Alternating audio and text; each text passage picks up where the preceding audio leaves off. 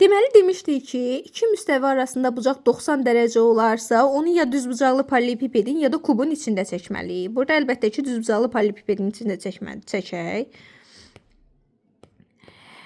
Düzbucaqlı paralelipipedimi çəkdim. Bunu çoğaltım. Aha.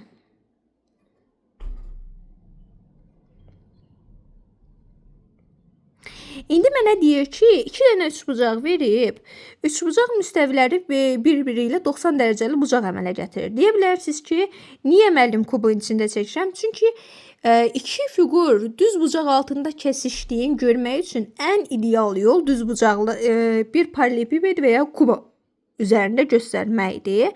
Hansı ki, bunu sizə hər müəllim deməyəcək. Sadəcə olaraq tələb edəcək ki, o şəkli çək və görməyə çalış. Amma sizin daim gözünüzün qabağında düzbucaqlı paralelipiped və kub olub deyə onu aydınca görə bilərsiniz ki, bunlar arasında zaten bucaq 90 dərəcədir. Daha sonra yan tərəfləri uyğun olaraq 12/2'dir. Bunun yan tərəfi 12/2 olsun. Bu birisinin yan tərəfi isə 20 olsun. Və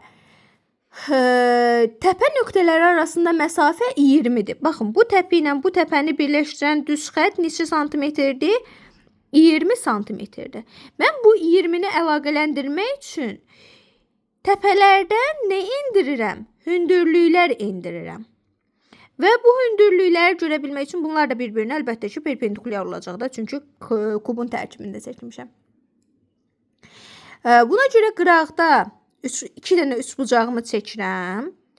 Bir üçbucağımın tərəfi 12/2 olur. 12/2, 12/2. O birisinin tərəfi isə 20/20 olur. Hər ikisi eyni oturacağa dayanır deyə və məndən bu oturacaq müstəviləri deyir, ortaq oturacaqlarının uzunluğunu tap deyir. Yəni burada x'i tapmalıyam. 2x'i tapmalıyam. 2x bərabərdir sual. Gəlin burada x qoyağın. Buradan hündürlük atıram. Bu hissə x oldu. Buradan da hündürlük atanda bu hissədə nə olacaq? 1x olacaq. Buna əsasən bu üçbucağın hündürlüyü h1 olsun, bu üçbucağın hündürlüyü h2 olsun. Və buradakı düzbucaqlı üçbucağa əsasən bura h1'dir, bura h2'dir. h1, h2 burada 20 olarsa olur h1'in kvadratı üstə gəl h2'nin kvadratı bərabərdir 400'ə. Bu misalda Pifagor teoremini tətbiq edirəm. h1'in kvadratı üstə gəl x'in kvadratı bərabərdir 288'ə. Digər misalda h2'nin kvadratı üstə gəl x'in kvadratı bərabərdir 400'ə. Alt-alta yazıram. h1'in kvadratı üstə gəl x'in kvadratı bərabərdir 288'ə.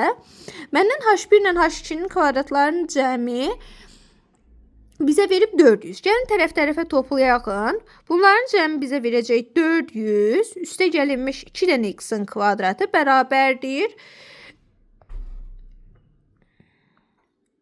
400 üstə gəl 288'ə. 400'lər hər tərəfdən getdi. 2x'in kvadratı bərabərdir 288'ə. X'in kvadratı bərabər olur 144'ə. X də bərabər olur 12'yə. Bizə amma 2x lazım idi. 2x'imiz nə qədər olacaq? 2x'imiz olacaq 24. Bu qədər.